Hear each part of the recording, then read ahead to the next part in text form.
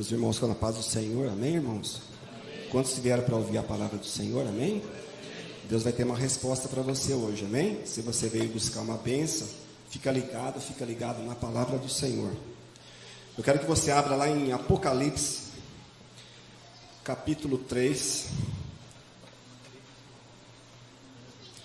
Livro de Apocalipse, capítulo 3, e o versículo 5.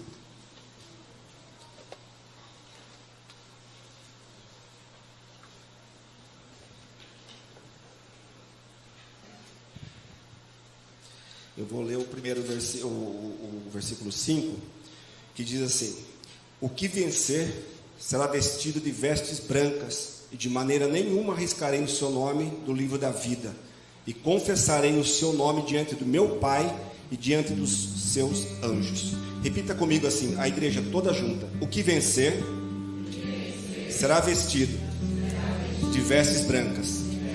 Amém? Vamos lá para Gênesis capítulo 37, livro do sonhador, o sonhador dos sonhadores. Vamos falar de sonhos hoje e promessas de Deus para mim e para a sua vida.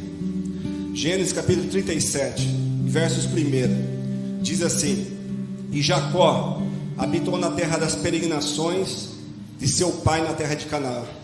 Essas são as gerações de Jacó. Sendo José de 17 anos, apacentava as ovelhas com seus irmãos. Sendo ainda jovem, andava com os filhos de Bila e com os filhos de Zilpa, mulheres de seu pai, e José trazia más notícias deles ao seu pai. E Israel amava a José mais do que a todos os seus filhos, porque era filho da sua velhice, e fez uma túnica de várias cores. Repita comigo: túnica de várias cores. Vendo, pois, seus irmãos que seu pai o amava mais do que todos eles, o odiaram e não podiam falar com ele pacificamente. Versículo 23, no mesmo capítulo de 37, diz assim: e aconteceu que, chegando José a seus irmãos, tiraram de José a sua túnica, a túnica de várias cores. Repita comigo: a túnica de várias cores que trazia. Amém? Podeis assentar.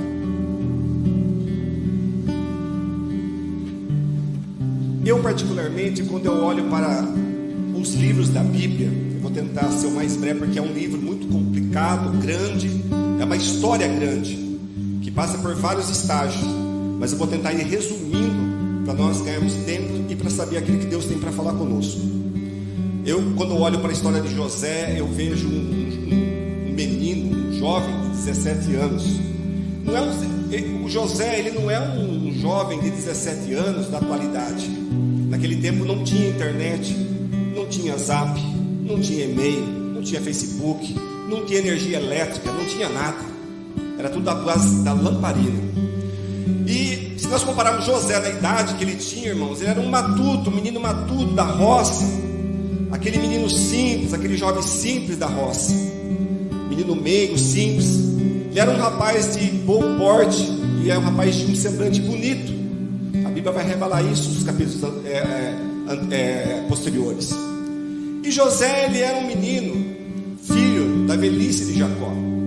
Jacó, ele tinha tido José por último, não tinha nascido Benjamim ainda.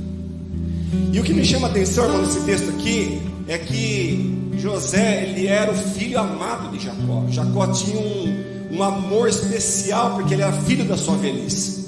E Jacó, certo dia, ele mandou fazer talvez uma túnica, mas não era uma túnica simples, como todos eles usavam.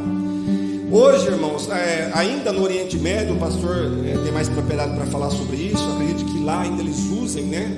Ainda os mais ortodoxos talvez usem, né? Algumas vestimentas ainda como túnicas, algumas roupas assim, até mesmo para fazer os seus cultos ali, né? Ainda os ortodoxos talvez seja assim. Mas na época de José, na época dos patriarcas, a túnica era uma vestimenta normal. E eu falo de um rapaz que mais trocou de roupa na Bíblia. Não tem como José. José é o homem que mais trocou de roupa dentro da Bíblia. E vou provar isso para você, pois eu quero pregar sobre José e quero pregar sobre as túnicas de José. As túnicas de José representam as fases da vida de José. E depois você vai entender o porquê que eu li o capítulo 3 e 5 de Apocalipse. Jacó então amava demais José. Ele amava mais porque era filho de Raquel. Deus deu um único filho para Raquel, chamado José, o menino mais novo.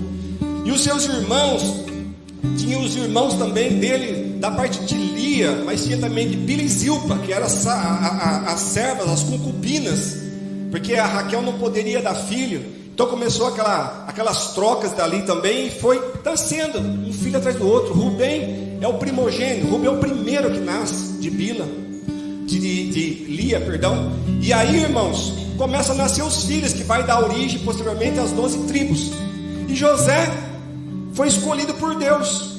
Deus olhou para os 12 filhos e olhou e gostou de José de alguma forma, e Deus deu um sonho para José. E Jacó, ele tinha feito uma túnica, e essa túnica, irmãos, hoje algo me chamou a atenção. Eu estava meditando no texto, estava estudando, estava ali buscando, e veio algo no meu coração, ali no meu quarto. E quando eu olhei para a túnica de José colorida, eu pude identificar hoje, nos dias de hoje, como um bom terno, como se um pai tivesse dado um terno muito chique, muito caro. Eu fui fazer uma pesquisa rapidamente hoje, e os ternos mais caros começam a partir de 14 mil reais, não, dólares. As pessoas milionárias começam a vestir ternos a partir de 14 mil dólares, que são 70 mil reais. Parece um absurdo, mas para quem tem isso não é nada. Irmãos, eu comecei a olhar, tinha terno de 50 mil dólares, 85 mil dólares. E tinha pessoas que compram, os bilionários compram, como ternos Armani e outros mais, de estilistas muito famosos. Nós usamos terninho de 200, 300, né, irmãos? Máximo 500, né? Quando dá, e a parcela em 5. Mas, vocês dão risada, né? Por isso que quando você for dar um presente para tua esposa, dá o melhor para ela. Glorifica a irmã. Quando você dá um sapato para ela, dá um sapato da Rede Sabá. Dá um vestido para ela dos melhores. Ah, mas não tenho para comprar à vista, mas parcela. Parcela, porque quando você vai comprar, você quer um sapato bom, você quer um terno bom. E o Jacó entendia isso. Depois o irmão vai me pegar lá fora, mas amém por isso. Olha só, Jacó entendia isso. Jacó fez uma túnica para o garoto, e deu uma túnica colorida. E essas túnicas coloridas diferenciavam das túnicas da época, que eram túnicas de pano grosseiro, e normalmente era uma única cor. E quando José coloca essa túnica, os irmãos começam a olhar para ele, porque já tinham uma certa implicância com ele, porque ele trazia a má fama dos seus irmãos, principalmente das concubinas. Ele não fala dos irmãos, dos outros irmãos, mas ele fala dos irmãos das concubinas, que era Lia e a Bila. Se nós olharmos aqui, a gente vai ver nos primeiros versículos. Então os irmãos já tinham José com um olhar de raiva, de implicância, de inveja. E quando deu então para ele, Jacó, aquela túnica, então acabou, finalizou. Aquela túnica estava dizendo, Jacó estava querendo dizer para o filho: olha, ainda que Rubem é o primogênito, ele tem direito da parte maior, mas você não vai ser menor do que ele. É isso que foi a mensagem mandada. E os irmãos, invejaram na hora. Certa feita, Deus deu um sonho para ele. José, que eu estava dizendo, 17 anos, mas não é considerado como os 17 anos de hoje. Era bobinho, era inocente naquela época. Até 30, 40 anos atrás, antes da internet, os meninos aí brincavam de carrinho grandão na rua. Você não vê mais essas coisas. Mudou tudo. As crianças de 3 anos já mexem sozinho, já ela entra no YouTube e entra lá. Daqui a pouco com 4 tem redes sociais já. Mas irmãos, nessa época não era assim. Então Deus deu um sonho para José, e ele conta o sonho para os irmãos dos molhos. Tinha os molhos dos irmãos, e o molho deles sobressaía. E eles, os molhos dos irmãos, que simbolizavam os irmãos, os 11 molhos se curvavam diante dele. E eles entenderam que isso era, que eles iam se curvar diante de José, ficaram com mais ira ainda. Eu não sei se era para José ter falado isso, ou ele falou de uma forma sem pensar. Talvez ele tenha contado a história, o sonho, na inocência. E os irmãos ouviram aquele sonho. Deus deu um sonho, mas não quer dizer que tinha que ter falado. Às vezes Deus revela algo para você, não é para você falar para ninguém às vezes, nem mesmo para o seu marido, nem mesmo para a sua família. Tem coisas que é um particular entre você e Deus. Entenda que nem tudo que Deus te mostra você tem que falar para as pessoas. E José foi um desses. Ele contou o sonho. Os irmãos entraram num estado ali de reunião e ficaram com mais ódio dele. No outro dia, passa-se mais uma noite, Deus dá mais um sonho para ele. Agora, para piorar tudo, era o sol, a lua e 11 estrelas. No primeiro sonho não envolvia o pai e a mãe, não envolvia Raquel, não envolvia Jacó. Mas o segundo sonho era o sol, a lua e 11 estrelas. Quando Jacó ouviu isso, ele disse: você está louco, menino?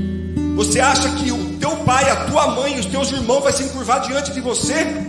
Só que Jacó, ele era uma pessoa que tinha tido uma experiência profunda com Deus. Lá no vale de Jaboque, Deus deu visões para ele. Deus falava com Jacó. Deus revelava as coisas para ele em sonhos. Ele entendia a interpretação de sonhos. Ele guardava aquilo no seu coração. Certa feita, Jacó mandou os seus irmãos apacentar o rebanho. Benjamim ainda não era nem nascido ainda, por isso que era o filho da velhice, José. Os únicos filhos que Raquel teve foi José e Benjamim. Depois ela faleceu no parto de Benjamim. Mas aí, irmãos, José foi lá visitar os seus irmãos. O pai mandou ver como que estava o rebanho, os irmãos. Eles ficavam às vezes dias acampados no meio do mato, lá no meio do deserto, no meio das rochas, das montanhas, apacentando os rebanhos naquela época. Quando José, irmãos, estava indo, ele se perdeu. Depois ele achou um homem, o homem indicou ele onde os irmãos estavam, e ele foi atrás dos irmãos lá em Dotã. Quando ele estava de longe, irmãos, olha só como as pessoas veem, irmãos, quando é um sonhador. Olha como as pessoas observam, irmãos, como que você vive, como que você veste. Conheceram José não pela fisionomia dele, conheceram José mais pela túnica que ele estava portando. Ele foi de túnica colorida ainda para ajudar, irmãos. Quando ele estava de longe, olharam para ele, talvez ficaram confundindo se era ele, mas quando chegou mais próximo, falaram: é José, olha a túnica colorida dele. Quando olham, irmãos, alguém grita lá: vamos matá-lo, e vamos ver o que vai ser dos seus sonhos.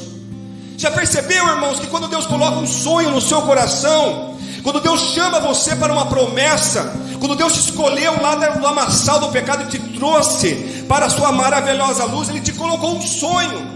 Deus nunca chama ninguém, Deus nunca deixa ninguém sentado no banco a esmo, Deus nunca deixa alguém paralisado na igreja sem saber o que está fazendo. Deus quando chama, Deus quando Ele traz alguém lá do mundo, Ele coloca a pessoa não só dentro da igreja, Ele aloca a pessoa na igreja, mas Ele coloca um sonho.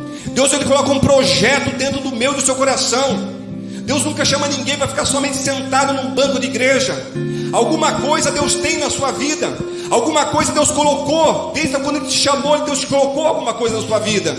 Eu não sei qual é a promessa que você tem, eu não sei qual é o sonho que você tem, mas essa história revela que não basta somente ter sonhos, é preciso tomar cuidado com os ladrões de sonhos. Existem pessoas que não pararam de sonhar, existem pessoas que os seus sonhos foram mortos, e às vezes essas pessoas elas não aceitam os sonhos daqueles que estão para realizar. Muitas pessoas não aceitam os sonhos dos sonhadores. Eu não consigo ver, eu não consigo enxergar aos meus olhos humanos, naturais, mas eu olho pela fé, e eu sei que Deus que me prometeu é fiel para cumprir. Eu não preciso tocar, eu não preciso ir lá, eu só tenho que acreditar que o sonho de Deus na minha vida vai se concretizar um dia, porque aquele que falou, Ele é fiel, Ele não mente. A Bíblia diz que Deus não pode mentir. Isso vai bastar do nosso comprometimento com Deus, e com a sua verdade, com a sua palavra e com a sua obra. O chamado todos têm. Se você entrou para aquelas portas, e se você está aqui, é porque Deus tem um chamado na sua vida. Assim como Deus teve um chamado na vida de José. Mas nem mesmo Deus chamando e prometendo coisas boas e coisas maravilhosas, Deus não oculta o que você vai ter que passar na sua vida. Deus nunca contou o que eu ia ter que passar na minha vida. Deus dizia: você tem coisas grandes para fazer na sua vida, mas também não vou esconder de você que você vai passar por muitas aflições. Deus nunca me deixou enganado. Deus sempre falava: você vai passar por situações difíceis, mas eu vou ser com você, eu vou ser contigo em todas as situações. Só fica na minha presença. E Deus, quando chama, irmãos, Ele se responsabiliza. Só que sonhos e promessa custam caro. Sonhos e promessa custam caro. E esse menino não estava nem acreditando, ele nem esperava o que ia acontecer com ele. Ele nem sonhava. Ele era tão inocente, irmãos, que ele contou os sonhos para as pessoas erradas. Ora, vista que ele já tinha raiva, ódio dele, ele abriu a boca para as pessoas erradas. Cuidado com isso que você fala. Cuidado para quem você manda uma mensagem. Nem todo mundo sonha como você. Nem todo mundo tem a mesma perspectiva de sonhos e de acreditar que vai alcançar a sua promessa. Muitas pessoas, irmãos, infelizmente, mesmo dentro do tempo da igreja, quando eu digo igreja, eu não digo presbiteriana, eu digo os assembleianos, Deus e Amor, Batista, Quadrangular, seja lá a igreja que for, todas as igrejas têm problemas. Todas as igrejas têm pessoas sonhadoras, mas tem pessoas que pararam de sonhar. Nós sabemos que assim é. E José, irmãos, quando chega perto, a primeira coisa que fazem com o menino, quando ele olha para os irmãos, todo feliz, todo contente, porque achou os irmãos, aquela alegria daquele jovem, quando ele pensa que os irmãos vão chegar e vão abraçar ele, falar: José, conta aí como é que está nosso pai, como é que está lá nossas mães. Pensa que eles fizeram isso? Não! Eles pegaram José, arrancaram a túnica de José. A primeira coisa que eles fizeram foi tirar o quê? A túnica de José. Aqui está a primeira vez que José perde uma roupa. Aqui está uma roupa que foi dada com amor. Não foi dado pela sua mãe, não foi dado pelos seus irmãos, não foi dado pelos seus amigos, suas amigas. Não, foi dado pelo seu pai. Deus também nos deu uma túnica. Deus também tem uma túnica preparada para mim e para você. Mas isso aguarda lá no fim.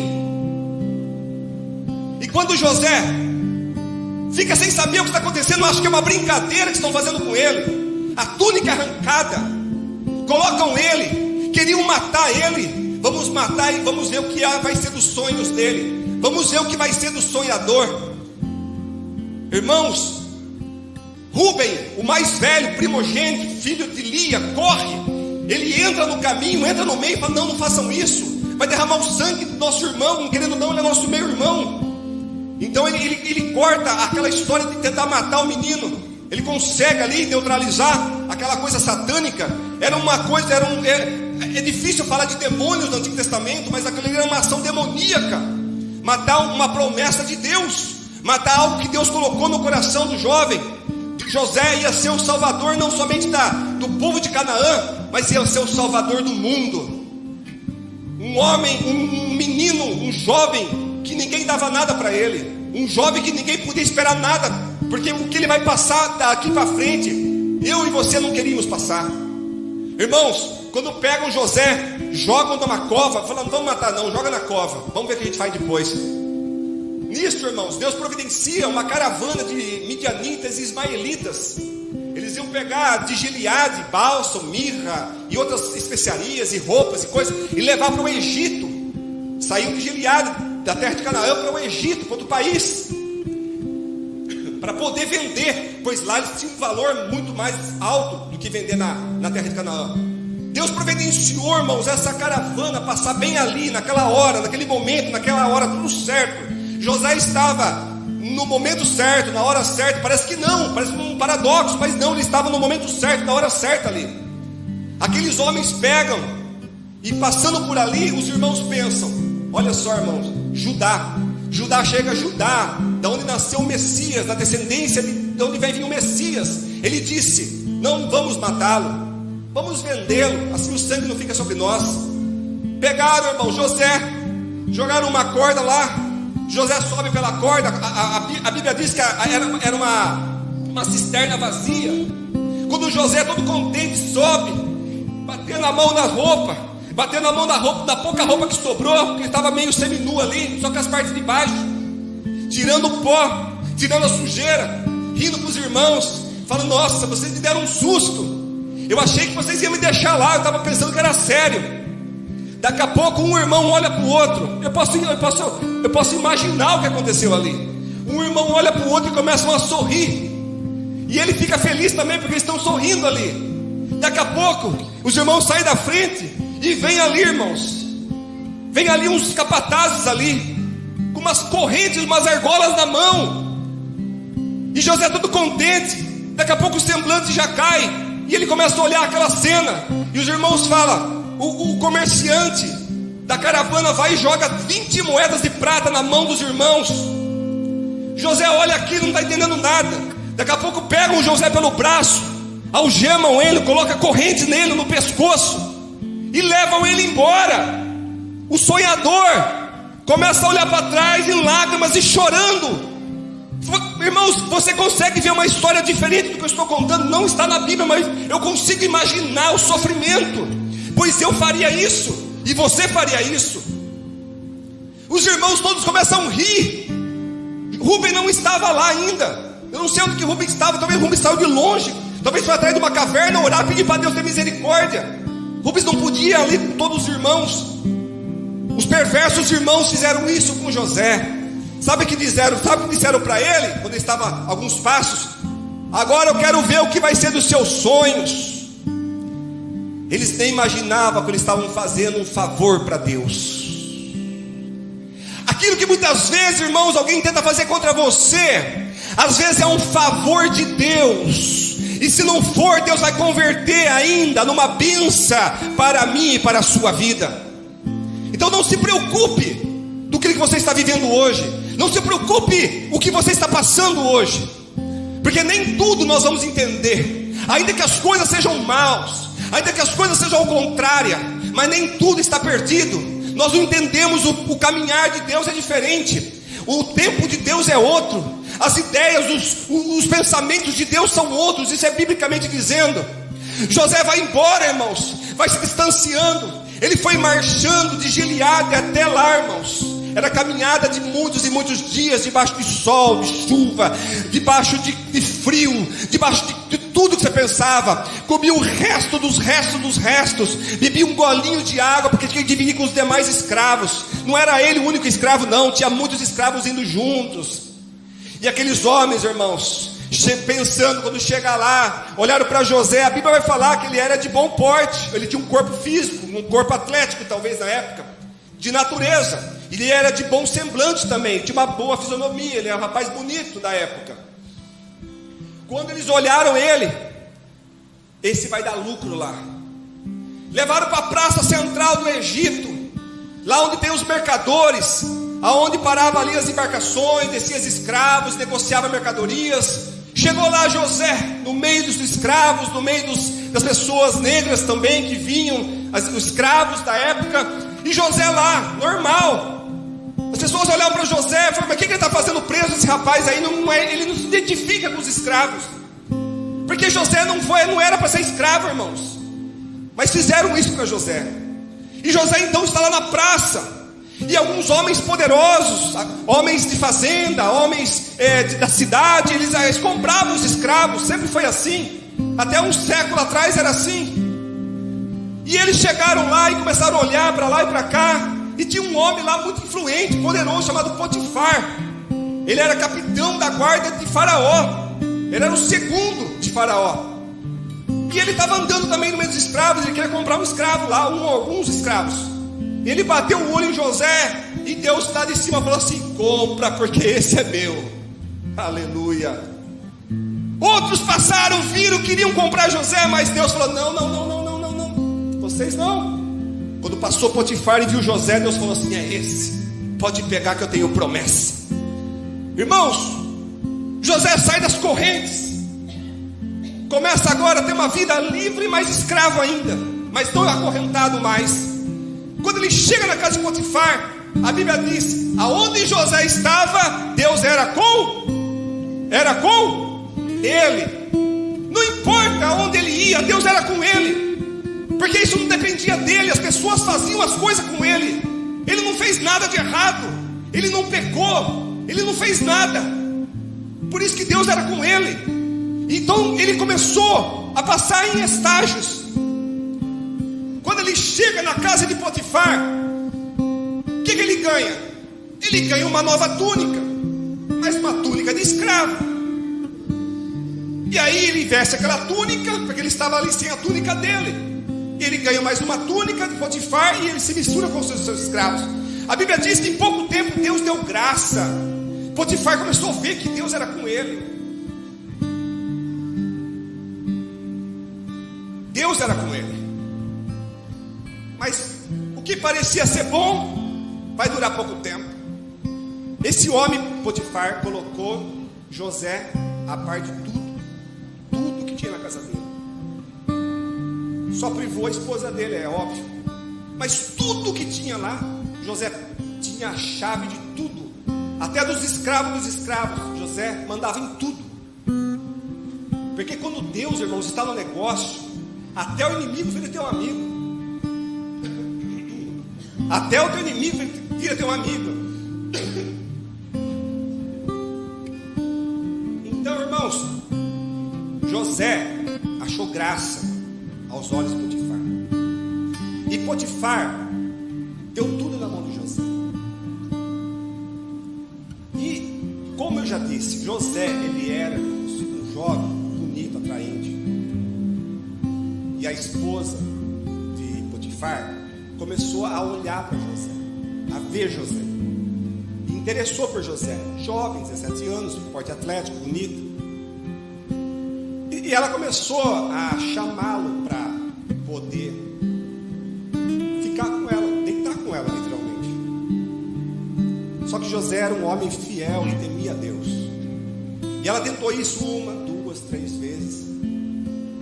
E foi tentando, irmãos, várias vezes. Até que ela viu que não ia dar certo, então ela pega, chama os empregados, tira da casa e fica só ela. E quando José estava lá na casa, porque José fazia serviço na casa, ela pega e agarra José, a força. Normalmente é o homem que faz isso com a mulher, né? Mas essa mulher fez isso com José. José, irmãos, era servo de Deus. Ele corre. A Bíblia diz, em Tiago 4, versículo 7, não fala de memória: sujeitai-vos a Deus, resistir o diabo e ele fugirá de vós. Deus não manda resistir a mulher, e nem a mulher resistir o homem. Resistir o diabo. A mulher agarrou José. José corre. Quando ele corre, as vestes ficam para trás. Pronto. Ficou as vestes de José. A túnica de José ficou na mão da mulher de Potifar. Ela gritava. Chegou os servos. Ela jogou a culpa naquele hebreu que o meu marido trouxe. Tentou me violentar. Irmãos, José tinha tudo para fazer o que ele quisesse, mas ele era temente a Deus. Ele corre, vai para a casinha dele, para o quartinho dele. Chegando lá, irmãos, ele fala: "Oxe, Senhor, essa foi por pouco. Meu Deus, obrigado, Senhor. Obrigado." Potifar não estava lá. Potifar chega na casa. A mulher pegou a roupa, sentou ali no seu sofá de luxo, colocou as vestes de José do lado. Quando Potifar chegou, ela contou a história. Aquele hebreu que você me trouxe tentou me violentar, tentou abusar de mim sexualmente. Irmãos, se nós fôssemos olhar aqui ao contexto da época e da cultura, José seria morto na hora. Mas por que Potifar não matou José e mandou ele para a prisão? Primeiro, porque Deus não deixou, porque José era inocente. E segundo, que Potifar no fundo conhecia a esposa que tinha. Não valia nada. Não valia nada. Potifar que sabia da esposa que tinha.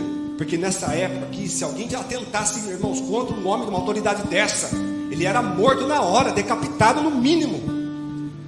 Só que Potifar sabia quem que ele tinha dentro de casa.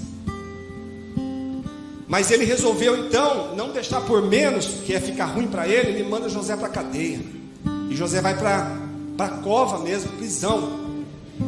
Quando José chega na prisão, irmãos, poucos dias depois, Deus dá graça. O carcereiro mestre coloca a chave de todas as cadeias, coloca José a parte de tudo. Agora José, irmãos, está mandando na cadeia. José perdeu a segunda túnica dele. Já é a segunda vez que tiram a roupa de José, sem ele fazer nada, sem ele merecer. Se a pessoa fosse culpada, mas não, ele não merecia ter arrancado a túnica dele novamente. Irmãos, quando Deus está no negócio, irmãos, as coisas começam, as águas começam a movimentar ao seu favor, ao meu favor. Dentro da prisão, José não tinha como sair dali de dentro. Ele ia ficar 2 anos preso lá dentro. Os versículos mais posteriores vão falar isso. Só que Deus, irmãos, enviou 2 homens do faraó lá dentro. Um era copeiro, outro era padeiro. E certa feita Deus deu um sonho para os 2 na mesma noite. E eles então acordaram de manhã e ficaram perturbados com o sonho. Eles eram de confiança. Era um copeiro que estava ao lado do rei, que servia o vinho do rei, e o padeiro que fazia as iguarias para o rei. E os 2, acho que estavam falando mal do rei. Alguém ouviu, penso eu, porque Deus mandou, o faraó mandou os 2 para a cadeia. E aí Deus deu um sonho para os 2. E sonharam com o cesto, sonharam com a vide, aquele sonho todo que não vou contar porque come muito tempo nosso aqui. E os 2 acordaram, perturbados, e José percebeu que tinha alguma coisa errada com eles quando olhou no semblante deles. José falou assim: por que vocês não querem comer hoje? Seus rostos estão tristes. E os 2 contaram: nós tivemos sonhos. E o copeiro então fala: eu tive um sonho. Ele conta o sonho. José então, na hora, Deus dá revelação e revela para ele: daqui 3 dias você vai sair da prisão e você vai voltar a fazer o que você fazia, ser copeiro do rei. Mas porém, quando você sair daqui, lembra de mim. E o padeiro também ouviu isso. Já que revelou o dele, revela o meu também. E revelou: daqui 3 dias você vai ser decapitado, sua cabeça vai ser enfiada numa estaca e os corvos vão comer sua cabeça. E assim, depois de 3 dias, aconteceu isso. E a palavra revela que o padeiro morreu e o copeiro saiu e voltou para Faraó. Porém, não se lembrou de José. É duro, irmão, quando a gente está na cadeia. É duro quando nós estamos na prisão, irmãos. Fazemos favores para os outros, ajudamos todo mundo, somos benéficos para as pessoas, amamos porque fazemos por amor a Cristo. Mas quando as pessoas recebem as bênçãos, as vitórias, esquecem da gente. É duro quando você faz e você não é lembrado. Isso não é mérito humano, honras ou honrarias, não. É lembrança. É a lembrança daquilo que você fez para a pessoa de bem. Como a irmã acabou de falar aqui, a nossa irmã Diva acabou de falar. Ela citou as pessoas que foram ajudar ela. Isso não tem nada demais, isso é benéfico. Isso diz e mostra o amor entre os irmãos da igreja. Mas José não teve esse contato. José não teve esse benefício, não teve essa caridade. Ele foi esquecido. Mas Deus que é Deus e sabe todas as coisas, e Deus não pode ser apanhado de surpresa, pois Ele sim surpreende as pessoas. Deus que é o dono das revelações, e entende todas as coisas, sabe todas as coisas, o profundo, o oculto, o escondido e coberto. Deus já sabia que o copeiro ia esquecer José lá. Então Deus dá um sonho para Faraó. Faraó sonha uma noite. Eu vou falar rapidamente das vacas gordas e das vacas magras. 7 de cada uma no rio. Esse rio era o rio Nilo, que era o lugar de maior importância para os egípcios, o rio Nilo, pois eles jogavam as sementes ali quando o rio estava alto, e quando o rio abaixava, nasciam as plantações deles. O rio Nilo era um rio era como se fosse símbolo de um deus, e era um símbolo da fertilidade também dos egípcios. Eles levavam muito em conta esse rio que eles tinham ali. Então quando Deus deu o sonho das vacas à beira do rio. E Faraó sonhou com vacas gordas e vacas magras, 7 delas. Porém as magras comiam as gordas, era o contrário. Então o Faraó acorda, assustado. Era mais um sonho, deitou e dormiu. Depois vai sonhar com as espigas cheias, espigas de milho, espigas cheias e espigas magras. As magras comiam as cheias, 7 delas também. Nesse segundo sonho ele falou: tem alguma coisa errada. Alguma coisa está errada. Ele chama os seus feiticeiros, os seus pais de santo, as suas mães de santo da época, os seus espíritos, os seus médios, como nós conhecemos hoje. Ele chama todos os seus feiticeiros e conta o sonho para eles. E nenhum deles puderam revelar, porque o que vem do alto, Deus só revela para aquele que é servo dele. Deus não revela para feiticeiro, Deus não revela para pai de santo, Deus revela para os seus servos e para as suas servas, que tem o seu corpo, o seu sangue lavado no sangue de Cristo.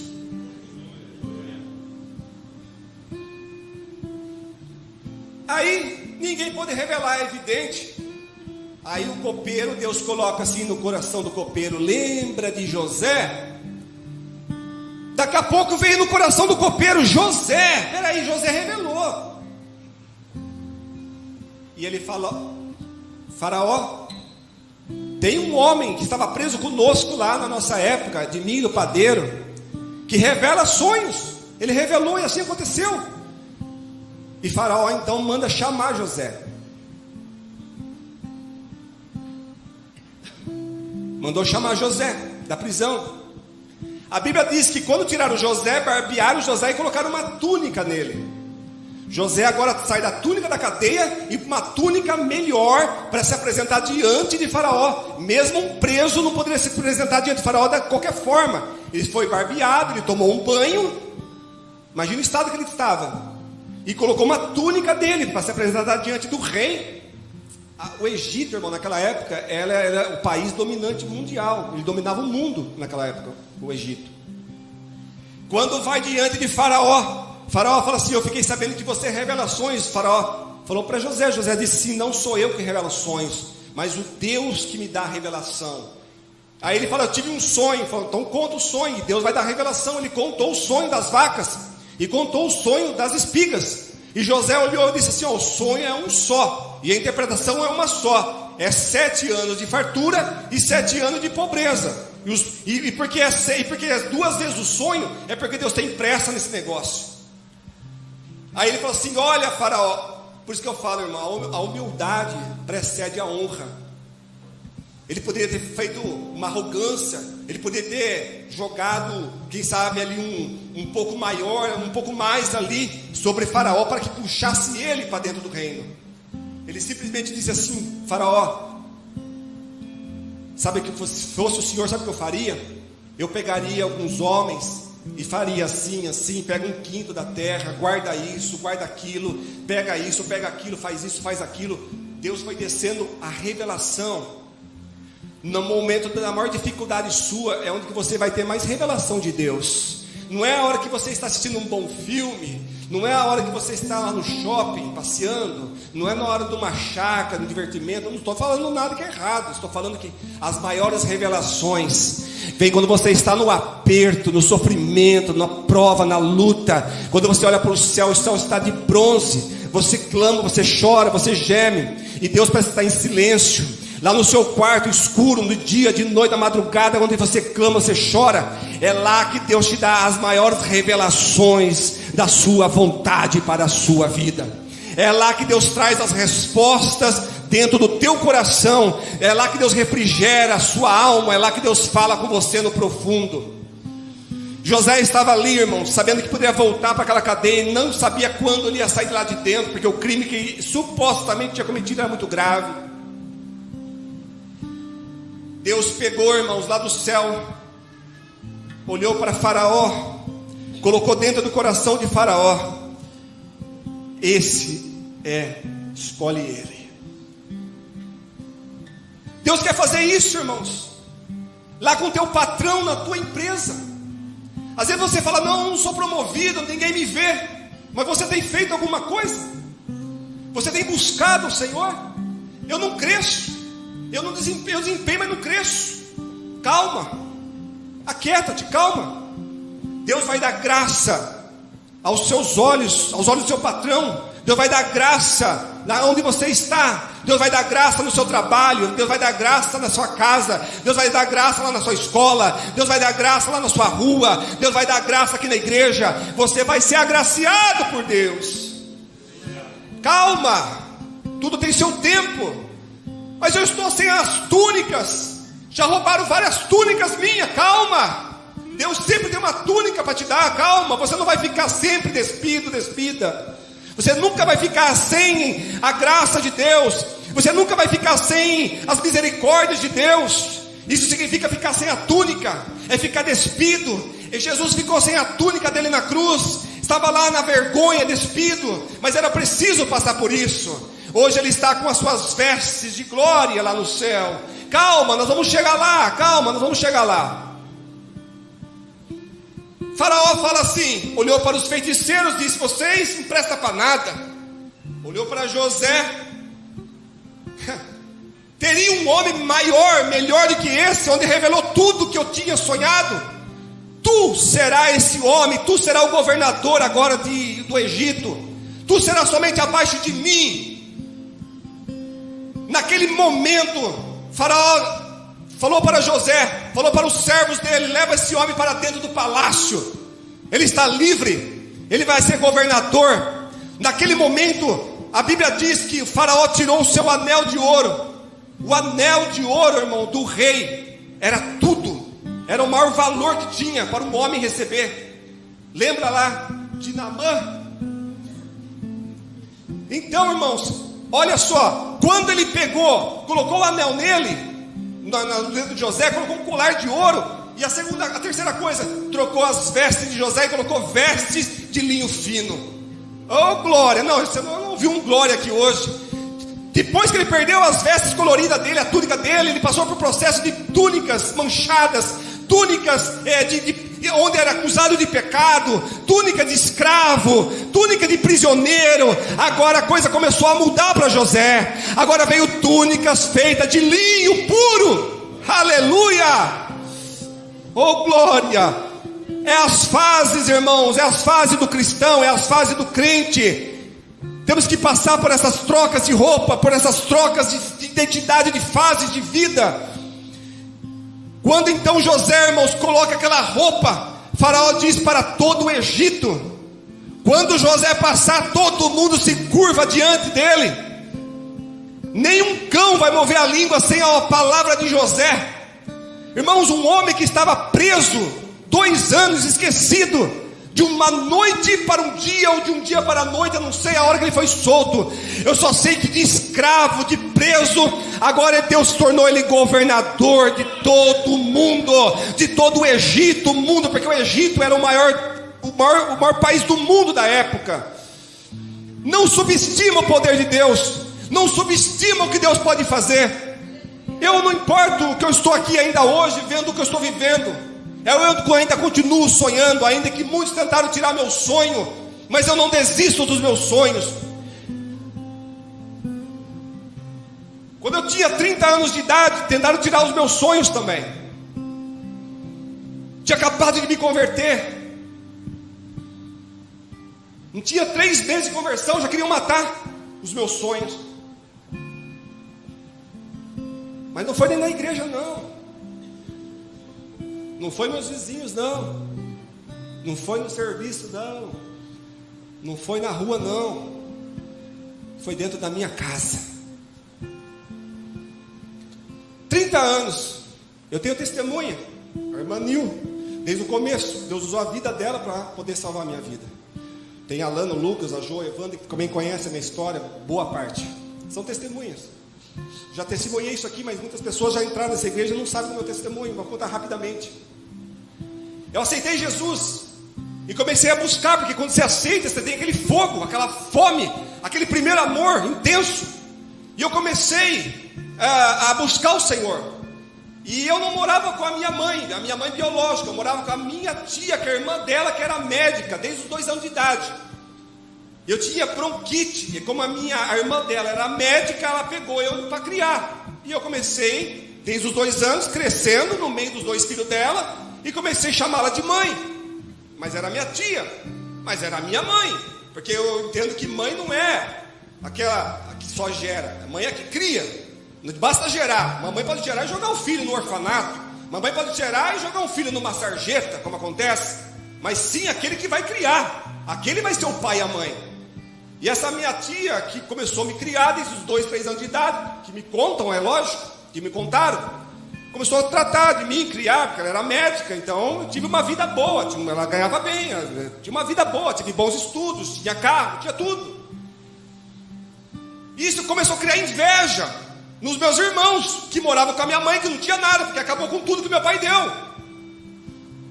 O problema é dela, meu pai morreu, acabou com tudo, só tinha uma casa, perdeu tudo o resto. E aí aconteceu uns eventos, o tempo foi passando, eu crescendo. Certa feita eu saí da casa da minha tia, fui fazer a minha própria vida, trabalhava, tinha minha casa, né? E pronto, fui viver minha vidinha. Não é porque tinha dinheiro que ia ficar lá, encostado nela. E saí, fui fazer minha vida com 19, 20 anos, tinha casa, já morando sozinho. E comecei a me envolver, coisas erradas. Até que uma certa feita eu tive que sair de onde eu morava, às pressas, porque eu envolvi com um acidente muito grave na época. E eu tive que sair daquela casa, sair meio às pressas, e corri para a casa da minha mãe, não tinha para onde ir. Naquela época, já era 1h da manhã. Bati na porta da casa dela e contei a história. Ela falou, não, entra aí. Entrei. Comecei a ficar lá. Não podia mais voltar para casa, porque eu morava em Nova Odessa, deu problema lá, vizinho, um monte de coisa lá. Eu era do mundo, irmãos. Não foi fácil, não. Aí, eu estava na casa da minha mãe. E ela não tinha nada ainda. E eu tinha grana, tinha dinheiro, fazia uns trabalhos, cobranças, empresas grandes, ganhava muito dinheiro. E eu comecei a reformar a casa dela, arrumei tudo, comprei coisas, a Nilciane, ela é testemunha. Trocamos tudo lá dentro, televisão, faz tudo lá, do melhor. E ela se alegrar com isso, cresceu mais inveja ainda. E eu já estava convertido, aí eu parei com todas essas coisas. E comecei a viver mais pela fé mesmo. Deus começou a falar comigo o que Ele queria comigo.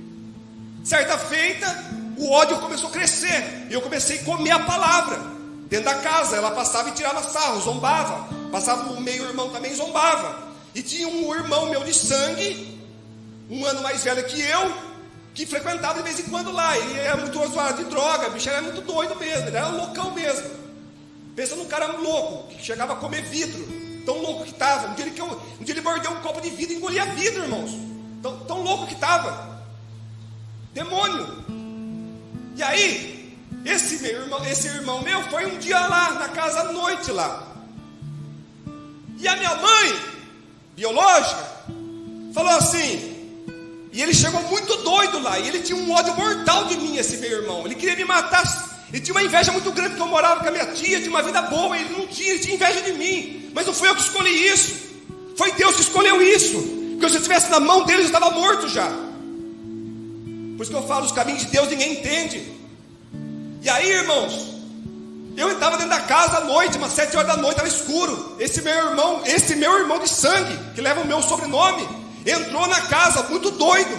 Ele não morava lá, só morava eu, ela e um meio irmão meu, de 16, 17 anos, mais ou menos na época, de menor. E a minha mãe começou a envenenar a cabeça do meu irmão, a ponto de falar assim, ó, mata ele hoje. Você pensa que é brincadeira? Por isso que quando louvaram aqui, ó, você não está aqui por acaso. Você não veio aqui por acaso.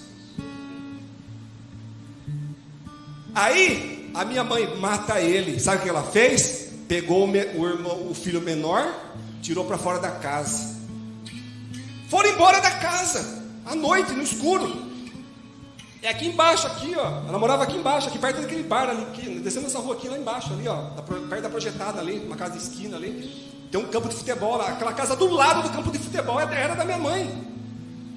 Do lado do campo de futebol, só você olhar. A casa do lado do campo de futebol é da minha mãe, descendo a rua aqui de trás aí. Irmãos, ela falou, mata ele. O meu irmão atravessou a rua, foi ali numa oficina, não sei que tinha um barzinho, o que tinha ali. Pegou um 38 lá do cara lá, e veio com a arma para me matar. E veio com um bando com ele, irmão, no escuro, tudo gritando, vão matar, vão matar, vão matar. Quando eu vi aquilo, irmãos, eu estava só com a roupa do corpo. Eu pulei o muro de trás da casa, e fui pulando o quintal da casa dos outros. E entraram na casa, irmãos, para me matar. E ela lá fora rindo. Você acha que é brincadeira isso aí? Você acha que é Deus isso aí? o diabo querendo ceifar a minha vida, porque Deus tinha um sonho que colocou no meu coração, e o sonho ia se realizar, de um dia me converter ao Senhor e servir o Senhor. Por isso o diabo tinha essa fúria, e tem essa fúria na minha vida. E aí, irmãos, eles vieram e entraram na casa. Eu pulei, cheguei no orelhão, liguei ainda a cobrar na casa da Nil. Falei, Nil, está acontecendo assim, ela pegou o carro, veio na hora. Me pegou lá onde eu estava, no lugar que eu tinha fugido lá, levou lá na casa da irmã Bene, fomos na casa da irmã Bene, fizemos uma oração lá até meia-noite, 1h da manhã. Aí a Nil pegou, não tinha para onde eu ir, pegou, foi lá no hotel da Praça República de Sumaré, falou, coloca o rapaz aí, vai ficar aí no hotel, quanto gastar, vou pagar, pode ficar aí. Isso que é amor, não é falar, mas é fazer, para a honra e glória do Senhor. Ela fez, ela teve amor pela minha vida. Ela não viu como muitos me viam, mas ela me viu como uma alma, que sou preciosa ao Senhor também. Ela me tirou, nem os crentes da época, ela falou, dorme aqui, Vicente, na minha casa, dorme na garagem. Ninguém falou nada, porque falava, mas não faziam, falava, não praticava, como a irmã Sandrinha falou. Não basta só vir aqui cantar, mas tem que praticar, tem que falar também, tem que fazer também. Isso é o amor, não é só por fé, mas é por obras também. E aí ela pegou, colocou eu no hotel ali da praça, de frente ali, perto de onde era o parquinho para o socorro, lá embaixo, aquele hotelzinho ali, não sei se existe ainda. Fiquei lá, uma noite só. No outro dia nós saímos de lá, nós ouvimos dizer que tinha uma casinha para alugar. Aí eu fomos lá, a Nil acertou a casa, eu entrei na casa, não tinha um móveis. Tinha uma caixa de isopor, a Nil trazia uns pedaços de gelo, colocava dentro da caixa de isopor, durava 2-3 dias, daqui 2-3 dias trazia mais um pouco de gelo, e para não estragar a comida que levava dentro da caixa de gelo. Pensa que foi fácil minha vida? Não tinha geladeira, conseguimos comprar uma cama, não tinha guarda-roupa, punha nas caixas, pendurava no cabidinho de madeira. Mas foi assim que Deus foi trabalhando comigo, porque na outra hora eu tinha tudo, não tem valor, tinha tudo e fazia coisa errada. Deus falou, você vai passar pelo vale, você vai aprender comigo no deserto. Eu não entendia por que queriam me matar. A minha própria mãe, meu irmão, queriam me matar. E hoje estão todos mortos. Ela morreu 2 anos atrás. Não deu 2 anos ainda. E ele já faz mais de 10 anos que está morto. Não toca no ungido do Senhor. Não toca. Você não sabe o que Deus pode fazer. Ah, mas eu sou crente. Cuidado, por ser crente é pior ainda, porque conhece. Ela não conhecia nem ele. E já estão mortos. Eu tive um sonho. Deus me deu um sonho dentro daquela casa. Eu vou falar e vou encerrar. Não vai dar para contar a história de José, mas vou encerrar. Deus me deu um sonho, 2 sonhos. Deus me deu uma caixa d'água muito grande, igual essa que tem aqui no João Paulo, essas caixas de bairro, só que era toda de vidro. Dentro da casa, antes de acontecer essas coisas, Deus já me deu esse sonho, antes de acontecer tudo isso. E eu caía do céu e caía dentro da caixa d'água, que não tinha tampa, mas era toda de vidro, mas eu via eu do lado de fora, no ar. E eu caí do lado dentro da água. Quando eu caí na água, a água era limpa, cristalina. Veio um braço muito grande, uma mão muito grande, branca, e me pegou. Pelas mãos eu estava afundando. E me tirou daquela água limpa, para fora. No mesmo instante eu vi a minha mãe caindo do céu. Quando ela bateu o corpo na água, a água ficou preta. Ela caiu para o fundo e sumiu. Não preciso falar o fim dela. Olha só o ponto que chega uma mãe. Quando dá liberdade para Satanás. Eu tenho um irmão, meio irmão também, para você ver que situação que era da minha mãe. Eu tenho um meio irmão meu, ele é bandido mesmo, do PCC. Ele assalta banco, ele assaltou a Fiat aqui em Sumaré, na época, deu maior bafafá aqui na cidade. Ele tem quadrilha, ele viveu 80% da vida dele na cadeia, desde menor. E não sei se está preso ainda hoje, não sei, não me interessa. Nunca tivemos afinidade, amizade, nunca andamos junto com ele, nunca andei com ele, nunca andei com meus irmãos, não, eu andava com outra turma, eu já sabia mais ou menos o que estava acontecendo. Esse meu irmão estava preso lá em Notaliba, Nogueira e Hortolândia, e a minha mãe ia visitar ele todos os domingos, e a minha mãe armou com ele lá no presídio, para armar comigo lá dentro do presídio. Mas como assim? Não estou entendendo. Deus me deu um sonho. Minha mãe falava para mim todos os sábados e sexta: o teu irmão quer te ver lá na cadeia, está com saudade, porque nem tinha afinidade, nem conversava com ele. O teu irmão quer te ver na cadeia, o teu irmão quer te ver no presídio. Vai um dia lá ver, você não está falando que é cristão? Pensei, falei, poxa, é verdade mesmo, né? Não custa nada ir um dia lá. Eu não gosto dessas coisas, nunca pus o pé nessas coisas, nunca fui preso, não aconteceu nada comigo com essas coisas. Não tenho nada contra, mas para mim não dá. Meu chamado é outro. Agora veja bem, eu peguei e falei, vou lá fazer uma visita, novo convertido, não sabe de nada, bobinho. No sábado, na sexta-feira à noite, ela falou assim, no domingo, ele já deu o seu nome lá, porque tem que dar o nome. Vai eu, você e o seu irmão aqui, ele quer te ver. Tudo bem, não sabendo de nada. Eu peguei e deitei na sexta para o sábado. Na madrugada Deus me deu outro sonho. Está parecendo José, não está? 2 sonhos. Eu sonhei que eu entrava por umas portas e as portas iam se fechando atrás de mim, e era a penitenciária. Eu nunca entrei, mas eu vi certinho. Quando eu cheguei numa sala, era uma sala de revista. Eu sei que tem essa revista, mas nunca sei, não sei quantas lá dentro, nunca passei por isso. Só sei que é uma revista pessoal, onde as pessoas têm que ficar lá e tem que te despir a roupa, tem que agachar, umas coisas assim que eu já ouvi dizer que faz. Quando eu fui lá e fiquei na posição que tinha que fazer, olha só, irmãos, como que Deus revela. Olha só o que ela armou para mim. Por isso que o fim dela foi triste. Ela pegou, irmãos, Deus revelou para mim o que ela estava fazendo. Eu não queria que eu fosse ver meu irmão.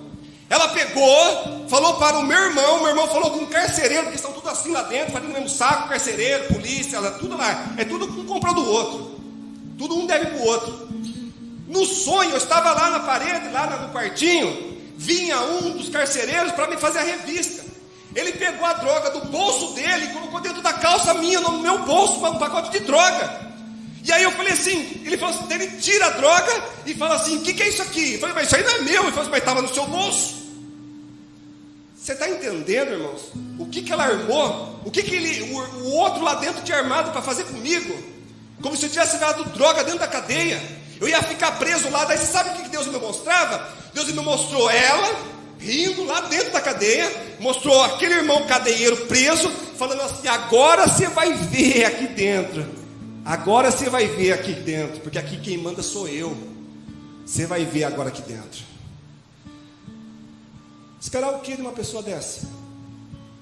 Só que um Deus lá do alto, quando tem uma promessa, não morre.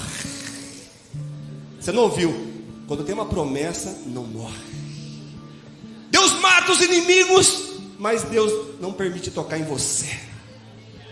Os que queriam a minha morte estão mortos. E eu não tenho peso na consciência, sabe por quê?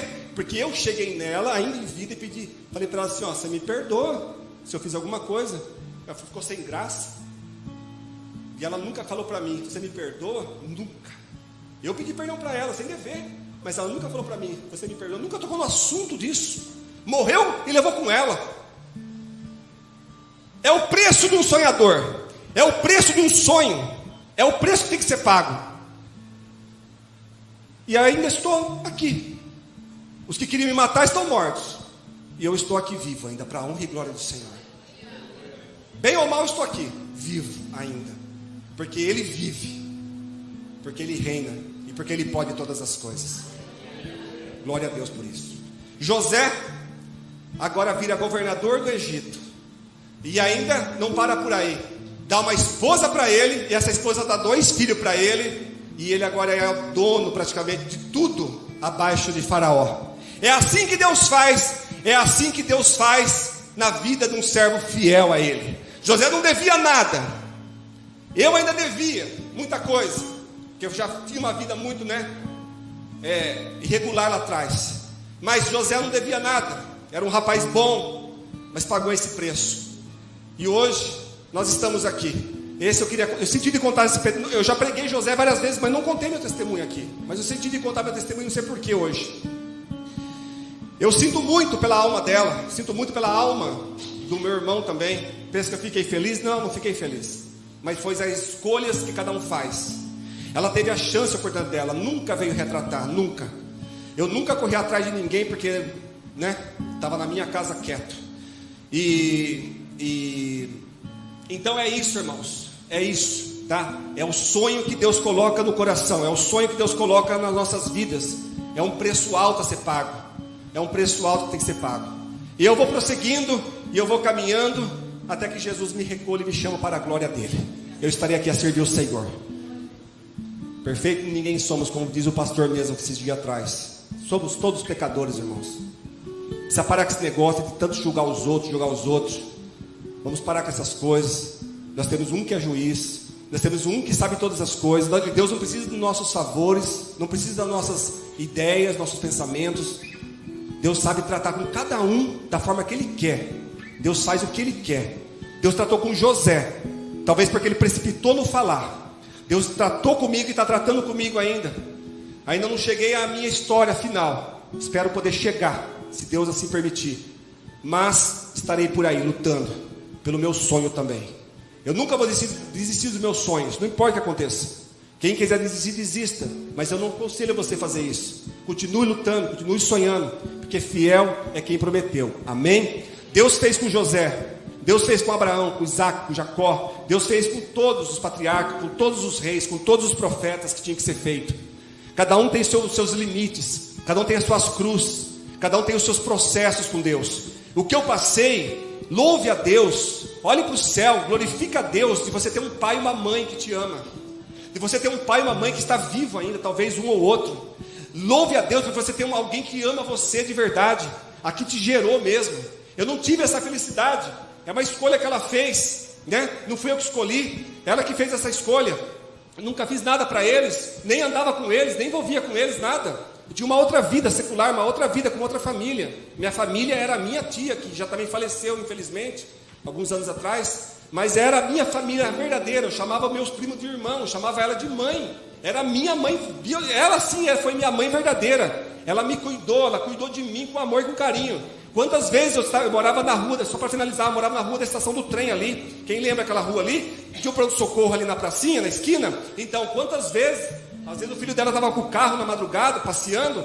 Eu estava crise, eu tinha 14, 15 anos, molecão grandão, porque eu sou alto. Ela colocava aqui, ó, porque eu não conseguia respirar de tanta falta de ar na madrugada, e me levava aqui, ó. Naquele tempo não tinha internet, não tinha celular, não tinha essas coisas não. Você tinha que falar com o telefone fixo, orelhão, era difícil.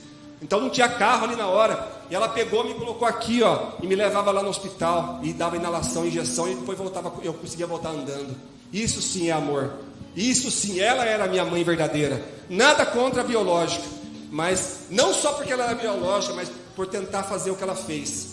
Mas Deus é fiel, e Deus achou por bem deixar eu na terra e tirar eles daqui da face da terra. Amém? Eu agradeço essa oportunidade, em nome de Jesus, e que Deus abençoe os irmãos, tá? Eu passei um pouquinho do horário, eu sei, mas eu precisava contar esse testemunho. Amém? Deus abençoe, fique na paz. Deus abençoe.